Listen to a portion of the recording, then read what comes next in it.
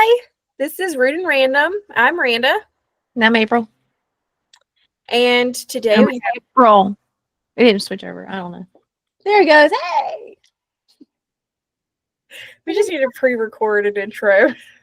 I think so, yeah. But I think it's hard for us to get started if we don't just introduce ourselves. Nah.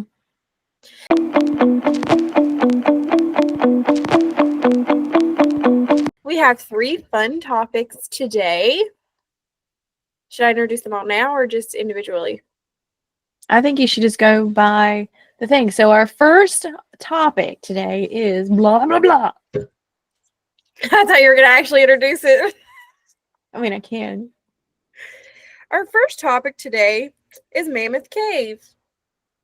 And someone didn't do her research, so I have to present it all by myself. That's right, Miranda. Mammoth Cave is the only national park in Kentucky. Don't ask me where. I'm assuming in the mountains because it's a cave. Wait, it's the only national park in Kentucky? That is what, hold on, I'll tell you. That is what the hauntedkentuckyroadtrip.com told me. That doesn't seem right because we go to the breaks. That's a national forest.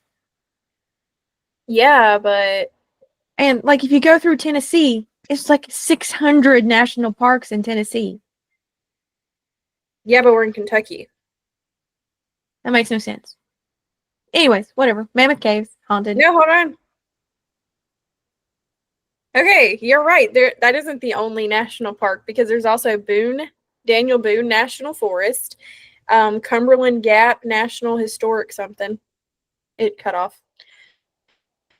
Historic Park, Kentucky State Park, the Natural Bridge State Resort Park. Oh, I even forgot about the Natural Bridge. They lied. And Birthplace National Historic. Maybe they meant the only haunted national park. Maybe. It is haunted. It is a haunted website. I mean, I don't know how many haunted national parks there are in other states, but this sentence literally said it's the only national park in Kentucky. Well, that's just wrong. There's no possibility of that ever. Obviously. Yeah. So moving right along, this next fact might not even be true now that you've called into question the source. It is cited as an extensive cave system, which is the longest in the world. I was a little skeptical about that because there's the catacombs under Paris, but I don't know. It's just what my sources tell me. I mean, you have the lava tubes in Idaho. I don't know anything about that. They're decently long. They're creepy as crap, but they're decently long. Let's look it up. Longest cave system in the world. Okay, well let's move on. We'll circle back. It took me 5 seconds to type into Google. Relax. Yeah, well it took us an hour to get started. Well, that was your fault. My fault. Okay.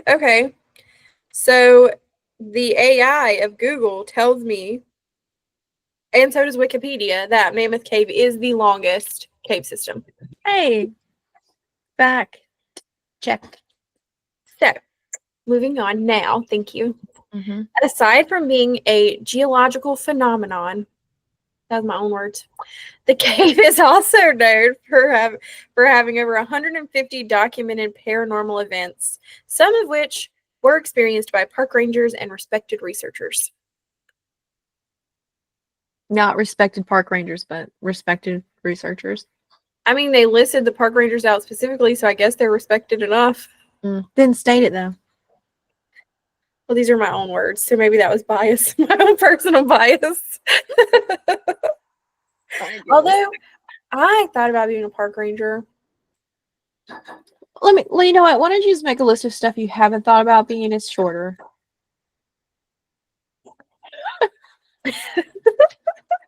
Whatever.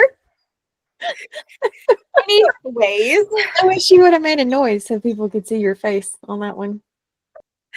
The cave was initially discovered by indigenous peoples of the area who believed that the caves were like a sacred place. And it was you. Are you bored? Is Mammoth Cave boring you? Tired. Rude. Anyways, So I'm the rude one today. Okay. they used it as like a burial ground that they thought would help transition people into the afterlife because it was sacred. They didn't really go into detail about that, so I don't really know anything more than that. The atmosphere of the cave preserved the remains of the deceased. It was the minerals and stuff, and they figured that out because early explorers would go in there and get lost, and then later on they would find them, and they would be pretty well preserved. So basically, the cave system is cooler, and it has a lot of minerals, so it was acted like a freezer of sorts. Yeah, kind of. Mm. They weren't perfectly being cold. They weren't perfectly preserved, but they were good enough. It's good enough to tell that they were not of recent times. Okay. Yeah. When I was reading that, have you watched The Simpsons? I mean, I have, but I mean, they have like 6 million episodes, so you're gonna have to be really specific. Well, the one where Homer climbs Mount Everest. I can't say that I have. You just find like perfectly frozen people that are like, that's just what I picture. Anyways, in the early 19th century, the cave gained notoriety because they found like saltpeter in the caves, which is used for gunpowder back in the day. I don't know if it still is, but it was used to create the gunpowder for the War of 1812. So it was very popular, and they had nearly hundreds of slaves that they put to work in the mines to dig out that saltpeter. Although eventually buyers did find somewhere cheaper to get the saltpeter, so the cave kind of was like, oh, they lost a lot of money. They were done. It wasn't lucrative anymore. In 1839, Dr. John Croghan of Louisville, Kentucky, I'm assuming, purchased the Mammoth Cave property for $10,000. And with that purchase, he like got a bunch of slaves. I don't want to say a bunch because I don't know. It says several. Let's all just keep in mind, I don't advocate for slavery, but this was 1839, just to be clear. One of the slaves that was included in the purchase was a cave explorer named Stephen Bishop. And we're going to talk about Stephen Bishop in just a minute. First, we're going to keep talking about Dr. John.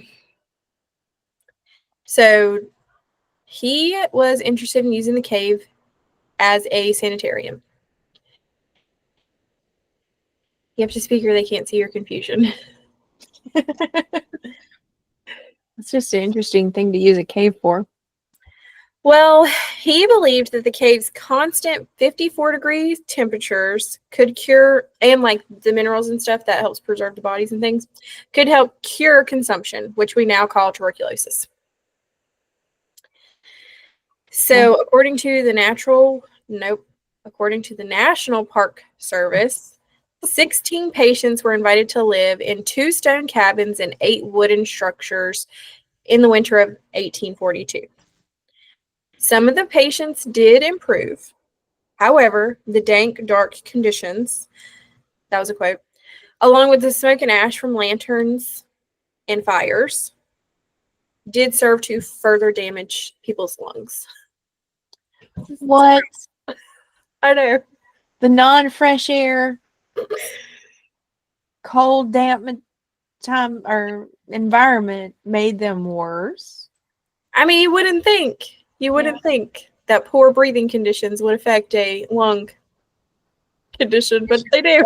Yeah. Yeah. Interesting. Sorry. But at least he tried something. He tried something. Well, some sources say that he had tuberculosis already, so it might have been just his last-ditch effort to survive. How'd that work out for him? Well, he died in 1849 of tuberculosis, so not great. No, doesn't sound like it. One source actually quoted it as being a failure. Well, it sounds pretty failure-like. They used, I'm trying to think of the word that they used because they were like, it was like a significant failure. Like, it was a big fail, big flop. It was definitely a folly for him. Let's see. The experiment lasted for about 5 months, from autumn of 1842 to the early months of 1843. 5 patients died inside the cave. So in front of the cabins is a slab of stone where the bodies of the dead tuberculosis patients would be placed before they were like officially removed from the cave. And it's called Corpse Rock. So that's fun. Creative. Some say that if you listen long enough, you can hear coughing in that section of the cave. Nothing. I was just thinking. The wooden huts were dismantled, but the stone cabins can still be seen today along the Mammoth Cave Historic District. He did die of tuberculosis in 1849. So RIP. It was a good effort. Good effort. R.I.P. I can't. So one of the most enduring legends involved Stephen Bishop. And he was described on the National Park Service website as one of the greatest explorers of Mammoth Cave has ever known. He is known for risky explorations, and he discovered many of the passages reported. He discovered many of the passages, and he spent countless hours in the cavern. He discovered more than 20 miles of passages and the blind albino fish that swim in the underground Echo River. You say blind eye diamond fish? Blind albino? Blind albino. Okay. Makes Yeah, more sense than blind diamond fish. I don't think that's what I said, but. So, the water in the caverns is kind of creepy. I'm not going to lie to you. Why? Because it's really dark. Yeah, and like we went into, maybe it was the caverns in Chattanooga, Tennessee. They have like a big river down there. And you get to this one part, and like there's lights right here, okay? But then you look down, and the water keeps going, and then it just goes into blackness. That freaks me out really bad. I don't know why. I don't know if somebody who's anxiety prone. And then while we're looking at that, I'm looking down into the blackness, and they're like, if there's a cave in, what? They said, if there's a cave in, you follow that passage, and there's another exit. The passage with water? Still water? No, thank you. Yeah, where it has all the murky, unidentified creatures that'll eat you on your way. There could even be an octopus in there. Freshwater. If there's a cave in. I never wanted a tour to end so fast in my life. Oh, there could be a cryptid in there. Oh. Anyways. Moving on. To have an anxiety attack right now. She's not even in the cave. I have induced anxiety.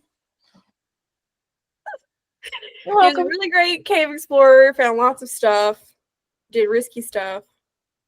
And also, it said that he also led tours by oil lantern, which is also, don't even get me started on that. So he would take his little lantern in there with his little group of people and give them tours. And he was like one of the tourist favorites. Like people really liked going on his guided tours. Sounds like he was a good storyteller. Yeah. Well, unfortunately, less than a year after he gained his freedom, he did die in 1856 of unknown causes. Tuberculosis. That's what I was going to say. It could be the tuberculosis.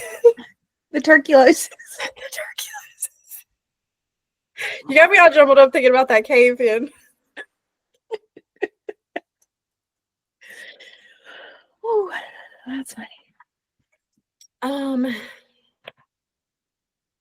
He was buried along with other slave guides in the old guide cemetery not far from the cave. Today, some park rangers suspect that Stephan. Oh, I don't know. It's Stephan. I mean, just go with Steven for now. It could be either, right? Mm. So Bishop, they believe that Bishop still comes to the cave to visit every once in a while.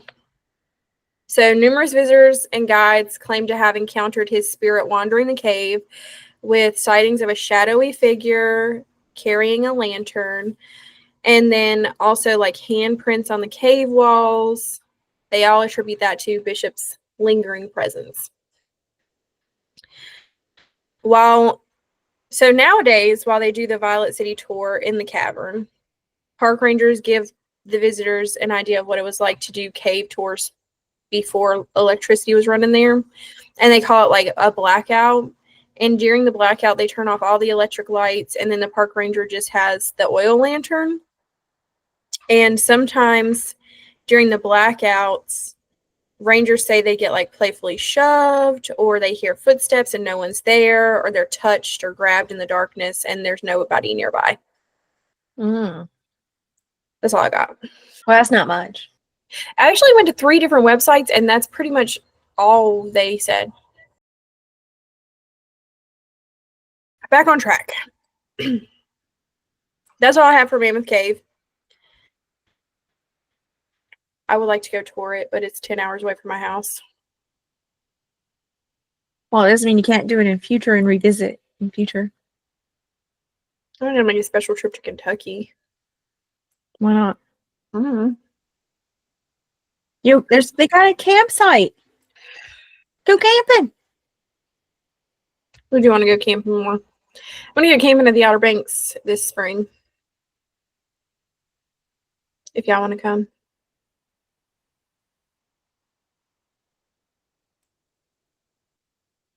Anyways. Well, I mean, the spring encompasses a lot of time, so. All right. So, that's the end of Mammoth Cave. Do you have anything? No. Is the only reason they're saying it's haunted is because you can hear coughing sometimes. And the ghost tour guides that show up every once in a while. And there's another short blip in there that was like tons of people have died in this cave accidentally or from illness. But that's really all it said. And I couldn't find any accidental deaths. In 3 websites I used. All right, next topic. You have to have something on this topic. You picked it. I have nothing on this topic. I seriously got it from a book. Well, our next topic is Andrew Crosse and the Acarus Electricus. Acarus Electricus. Say that 10 times fast. Acarus Electricus. I already failed. So I'm just going to go ahead and present it like I did Mammoth Cave, I guess. Sure. Doesn't feel as fun. Feels very lecture type, but whatever. Andrew Crosse inherited his family's English estate in Fine Court, England, after the death of his parents. His father died in 1800 and his mother died in 1805. Crosse converted the estate's music room into a laboratory, and he labeled it his electric room. Crosse erected an enormous apparatus to study atmospheric electricity. He's actually the first to create a large voltaic pile, which is basically an electric battery that supplies a continuous electric current to a circuit. They look really cool. I'm probably going to put a picture in here too. So in the book, Memorials Scientific and Literary of Andrew Crosse the Electrician, which was published in 1857 by his wife Cornelia, she wrote in the year 1837, Mr. Crosse was pursuing some experiments on electrocrystallization. Yeah, crystallization? No. Maybe it is crystallization. I don't know. He's doing some experiments, okay? And in the course of these experiments, these little insect-like things appeared under conditions that would normally not be very supportive of life. So, contrary to popular belief, Crosse never had any theories about where these little bug-like things came from. He never made claims that he created life. He just has no idea where they came from. He just knows that they came. Interesting. So, sorry, what? I said, interesting. So the insects first appeared during an experiment. I don't have a year. Sorry.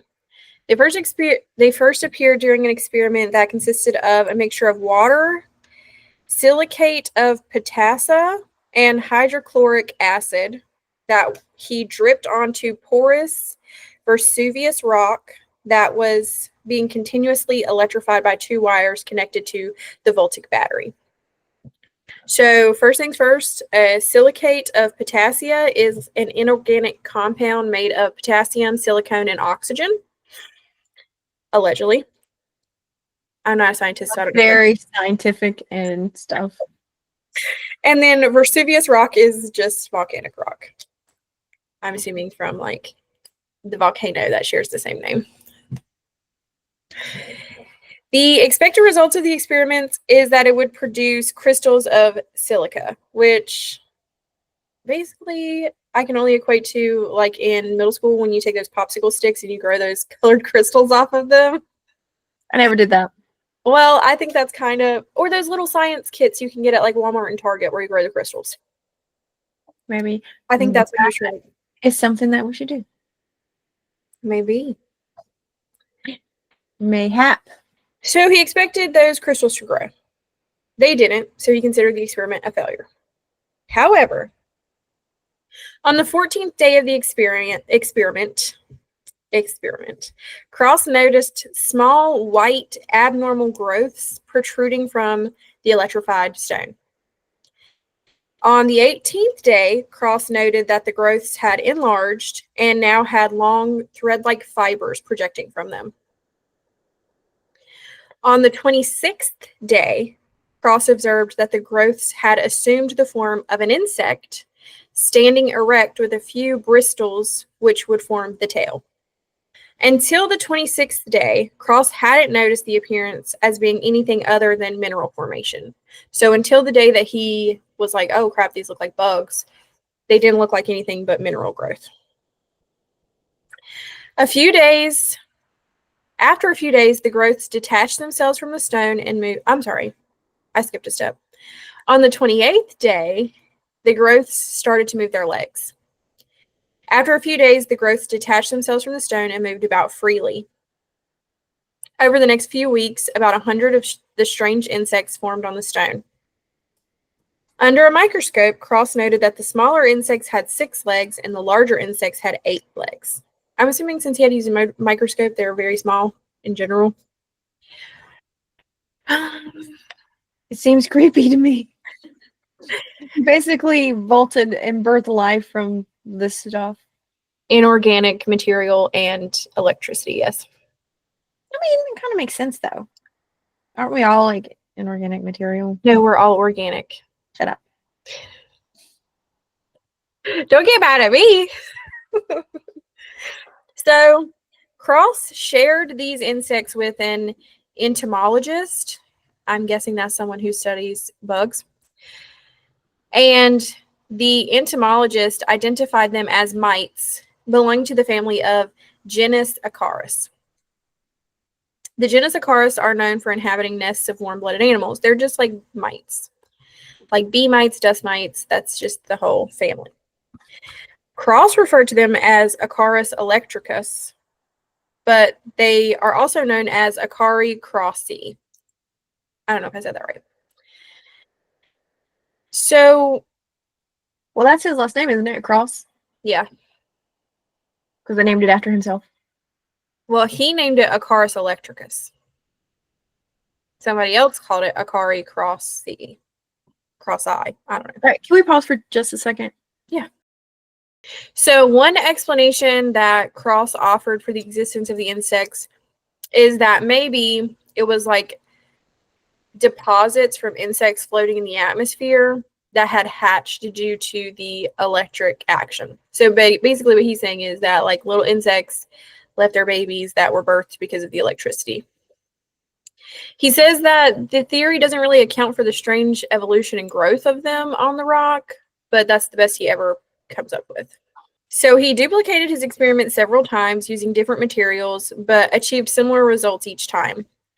In some instances, the insects grew several inches below the surface of the electrified fluid, but after they like emerged, they couldn't touch that fluid again or they would die or be destroyed. Oh, that's weird. In another case, so these other ones that we're talking about now, he used different material to do the experiments. I don't know if I said that. In another case, Crosse used a strong chlorine atmosphere. I don't know how he did that because I'm not a scientist, but it was a chlorine atmosphere. And he said that the insects still formed and they were intact, but after 2 years, they never moved or showed any signs of vitality.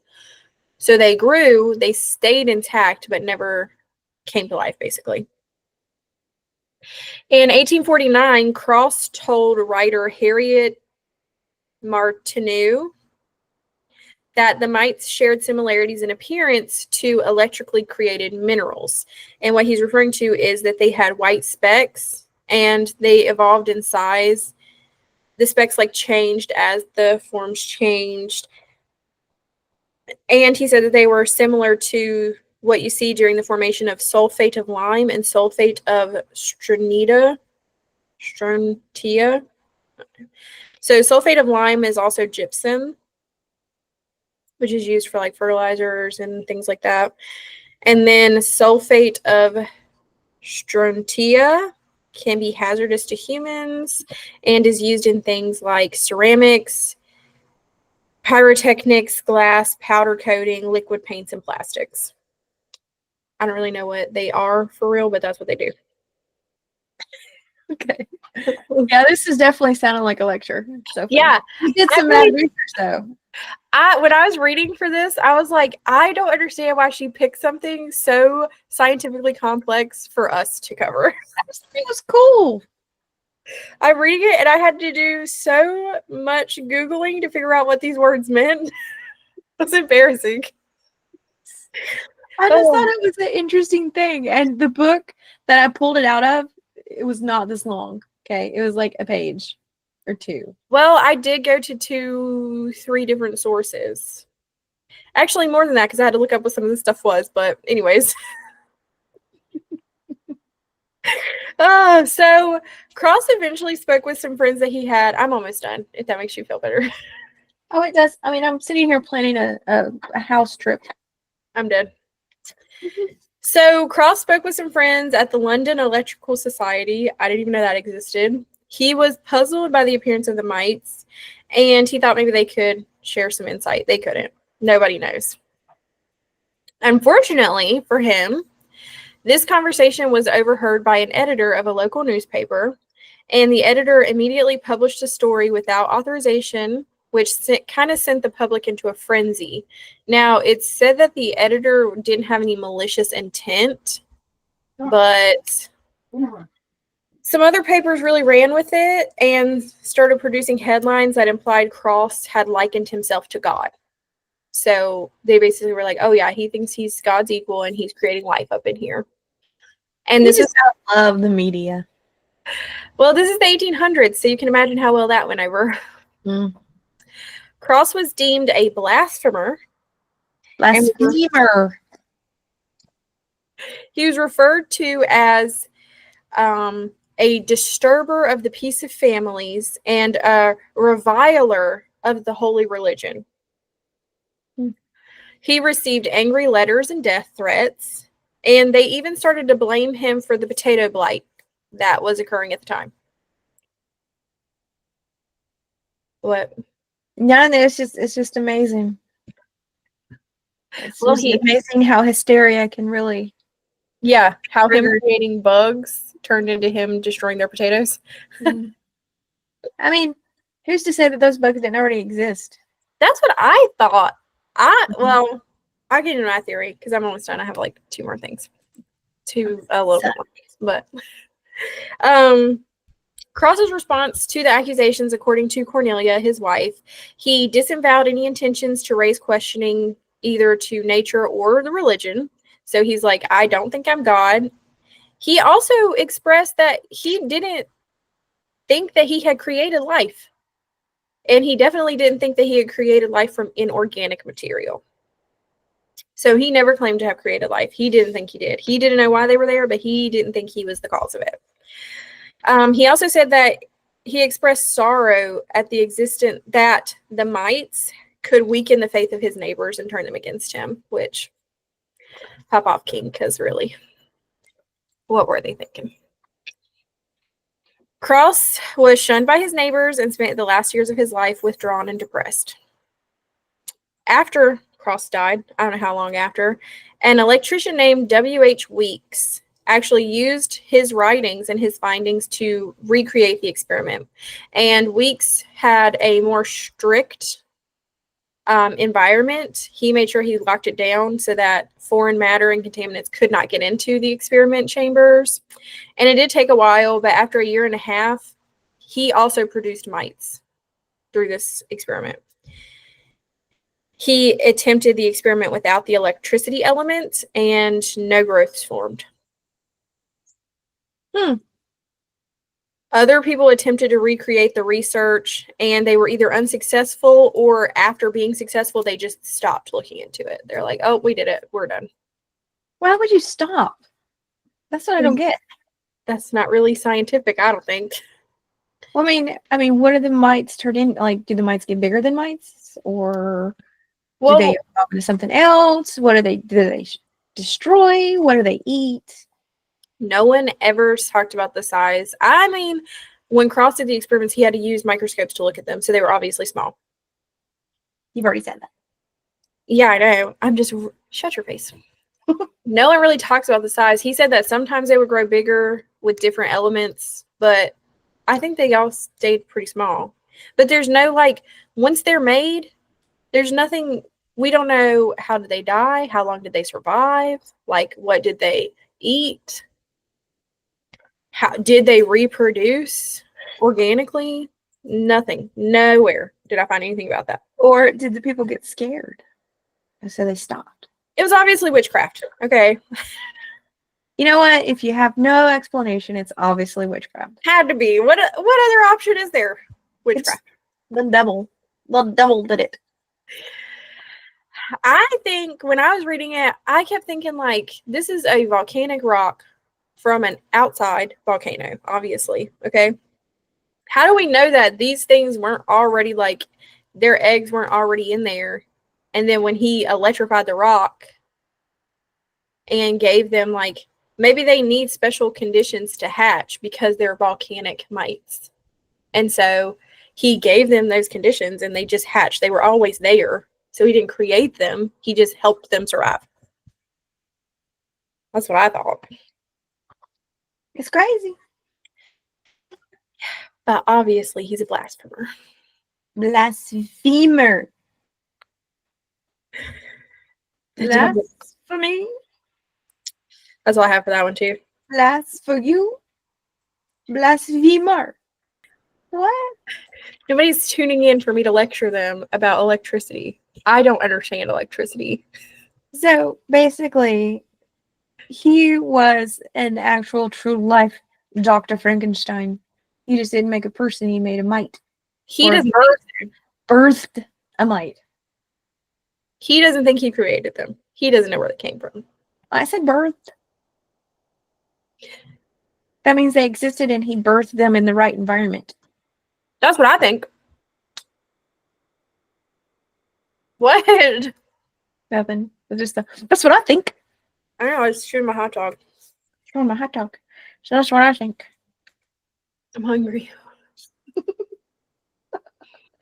Well, you still have true crime. I know. Oh my gosh. The one time I actually do real research, you have nothing to say. The audacity. Nothing to say. All right. But let's be fair though, I was a little distracted by that one with the planning of the house visit to Hickory. So Well, that could have waited. I could have, but it didn't. So rude. here we are. We're never going to monetize this podcast if you're not committed. Dude, we had 9 views on our last episode. We're never going to monetize. We might. Let's be real. I don't think this episode is going to be the one that breaks the bank because it's been a lecture. First a history lecture, then a scientific lecture. Let's be honest. We're not consistent enough for monetization. Well, we need to be consistent enough. We are not interesting enough. Episode. Yeah, get it together and be more interesting. I can't. I get bored. Obviously. How do you think I felt trying to keep my eyes open while I learned about electricity? I mean, kudos to you for actually doing the research and trying to figure out what it actually was. They're mites. Volcanic mites. You know, it would be great though. If he did it at the Mammoth Cave and these little mites survived in the blackest water to the emergency exit in case of a cave-in, and Miranda had to swim in this mite-infested water with these glow-in-the-dark electrically fied mites were. So they glow in the dark.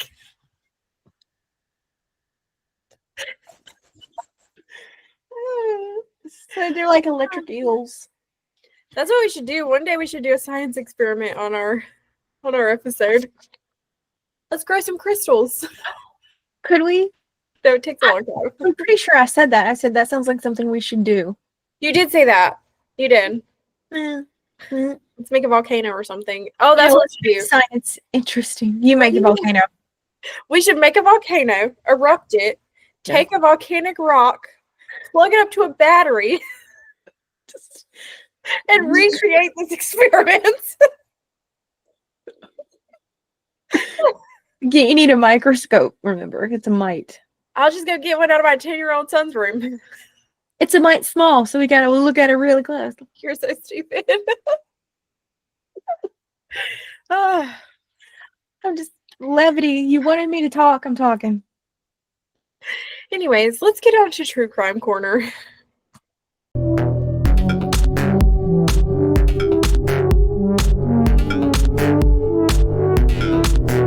Today, for our True Crime Corner. Oh, I'm leaving that in. So today, our True Crime Corner case is Lady of the Dunes. Lady of the Dunes. You gotta say it with an accent. It sounds more creepy. It's Pennsylvania. Do a Pennsylvania accent. No, I can't. What do people from Pennsylvania sound like? I think everybody sounds the same. So even though I know they don't. If we did like Boston, you could do that. Oh, Lady of the Dunes. I hope that was in Boston. It's nothing. It's That's just kind of like that was kind of like Shrek. Lady of the Dunes. All right, so on July 26th, which is my birthday, 1974, which is not my birth year. Wow. On July 26th, 1974. It's my birthday, but not my birth year. You forgot that part. I was going to keep that in from earlier. A 12-year-old girl followed a barking dog to the decomposing body of an unidentified woman in the Race Point Dunes of Provincetown, Massachusetts. Oh, it's not even Pennsylvania. You know, I was sitting here thinking, literally, I'm pretty sure Pennsylvania's landlocked. Yeah. So how do they have dunes? I don't think they have lakes in Pennsylvania either. They have lakes. The Great Lakes? That's Michigan. Yeah. That's what I was talking about. But they have like they don't have the Great Lakes. Well, I was going to say sometimes the Great Lakes look like the beaches, but They're in Michigan and Wisconsin. So, anyways, she finds this decomposed body. The remains were yards away from the road and had a significant amount of insect activity. 2 sets of footprints led to the body, and tire tracks were found 50 yards from the scene. The woman may have died, based on the insect activity, they speculated that she died 2 weeks before her body was found, which is really sad. Can you just imagine laying on a beach for 2 weeks dead and no one finds you?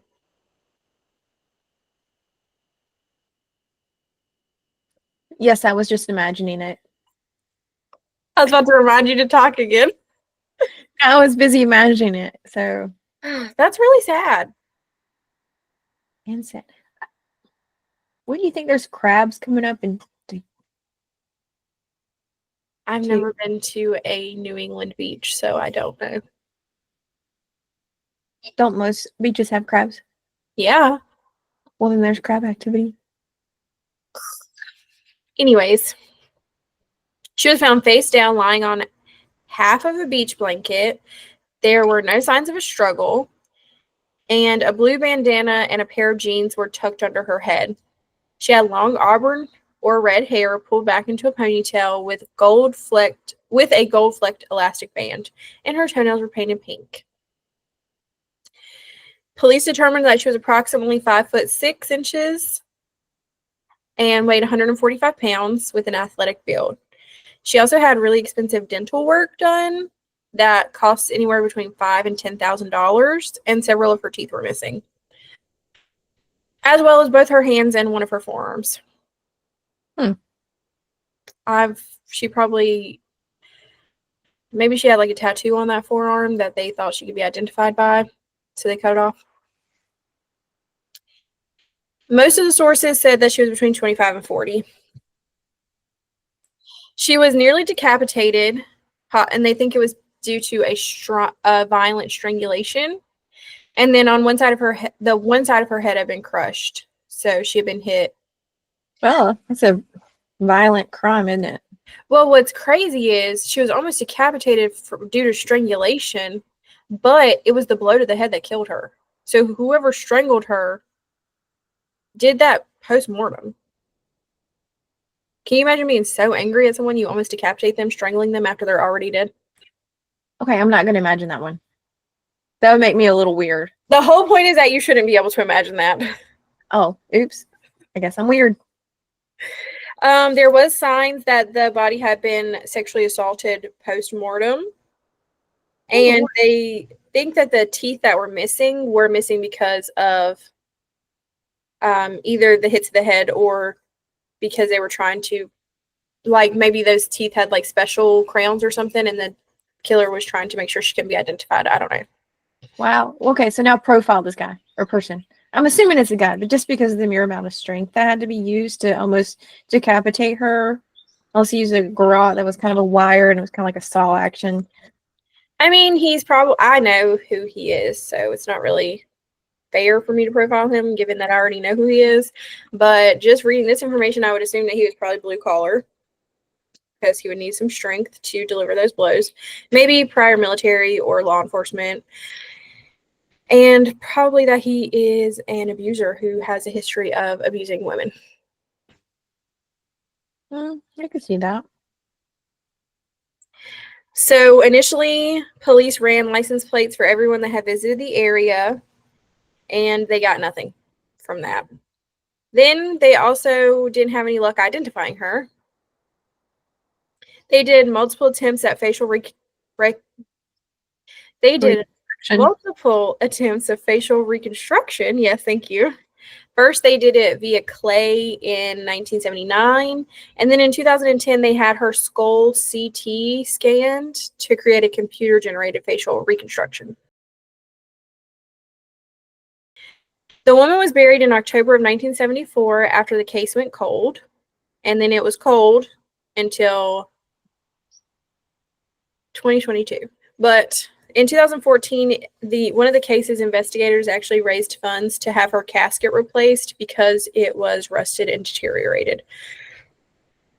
Was it the casket or the vault? What kind of casket did they use? A metal one? Yeah, it says they had the original thin metal casket had rusted and deteriorated. So in 2014, case investigators raised funds to buy a new casket. In 2022, the skeletal remains were exhumed and sent to Othram for DNA profiling. And that's the same kind of DNA profiling that they did in order to discover the identity of the Golden State Killer. Wow. I said, wow. On October 31st, 2022, the FBI field office in Boston announced that the victim had been identified as Ruth Marie Terry. So Ruth was born in Tennessee in 1936. She moved to Michigan in 1957. Before moving to Michigan, she was actually married and had a son, but because she couldn't take care of the son, she ended up adopting him. Like, her supervisor ended up adopting him, and the child was named Richard Hackett Jr. Then she moved to Michigan in 1957. There's a lot of gaps in her timeline. That's because for this case, I only did 2 resources, which was, I was slacking, but it was getting late. In February of 1974, 5 months before her murder, she married Guy Moldovan in Reno, Nevada. Shortly after their marriage, the couple visited Terry's family, and Terry's grandniece noted that Guy was overly possessive of Terry. And then the couple let her family know that they were going to go on a tour around the U.S. and they were going to look for antiques before returning back to Massachusetts. I guess it's important to note that Guy is an antique dealer and collector. This visit was the last time that Terry's family saw her alive. Guy visited them later on in the summer of 1974, and during that visit, he was like, "Oh, Terry's missing, BT dubs." Terry's brother hired a private investigator, and it was concluded that Terry had joined a religious cult and run away. Gee. Okay. That is the 70s. Yeah. We obviously know that's not true because she was discovered July 26, 1974, dead on a beach. So Yeah. he needs to get that money back from that PI because that's just shoddy investigative work. Unless Guy also paid the private investigator. Didn't think about that till just now. Well, let's wait and see who the murderer is. You haven't said yet. You already know that. I don't know what you're talking about. So in 2022, as we already said, she was positively identified, and the Massachusetts State Police began to focus on Guy, who had passed away in 2002 at the age of 78. This is not the first time that he has been suspected or connected to a murder. So a little history about Guy is he divorced his first wife in 1956, and then in 1958 he married Manzanita Ryan, and she also had a daughter from a previous marriage. In 1960, her and her daughter went missing. Investigators found dismembered body parts in Guy's septic tank, but the remains could not be conclusively identified, and he was never charged with anything. He flushed them? I mean, he had to have, right? I mean, you can open a septic tank from outside. You can, but you have to dig it up. Well, they were in his septic tank, which is really disrespectful, first off. First off, you already murdered them. Okay? Then you put them where your crap goes. You know, Cousin Eddie's quote, "The shitter's fool," has a whole new meaning here. I cannot believe you just said that. I also don't understand how they found the remains in his septic tank. But he can't be charged. Right. He could at least be charged with, like, I don't know, what is it? Mishandling of a corpse? Yeah. Misuse of abuse of a corpse. I mean, something. Anything. But I digress. I mean, if he didn't live there, they could say, "Oh, it was after the fact." It was the 60s. We all know that investigations weren't that smooth in the 60s, okay? They did have to do everything manually, so. I'm just saying it's really stupid that you found the body parts in his possession on his property, but he didn't get charged with anything. Then, the same year that Manzanita and her daughter disappeared, 1960, Guy married his third wife. That same year, he was also convicted for swindling the third wife's family out of $10,000. 1960 was a busy year for him. He was. What? Could have been a good year for him. It was something for him. That was sarcasm of the greatest sort. He was convicted of a felony for taking that money, but his prison sentence was suspended and he was allowed to just pay the money back instead of serving jail time. He obviously, so after that, he met Terry, married her, killed her, allegedly. Well, I mean, he seems to have a history here. Yeah. So that second wife and Terry, not even the only murders he's accused of. He's also the prime suspect of a 1950 murder of a bread truck driver named Henry and his waitress girlfriend named Barbara in Eureka, California. Barbara worked at a restaurant that was owned by the parents of Guy's first wife, and the restaurant was on the truck route of the driver. That's all I know about that case. So he was never convicted of any of these. He was charged for the theft of the money and made to give it back.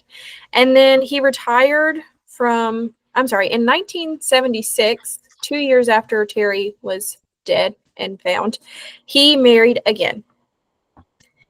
After retiring in 1985, he was the host for a late-night local radio show until he died. What was it called? How to Get Away with Murder? No idea. He did write a book. How to Get Away with Murder? What was the name of that book? Because it was kind of like OJ-esque. Oh. Oh, it was a recipe book.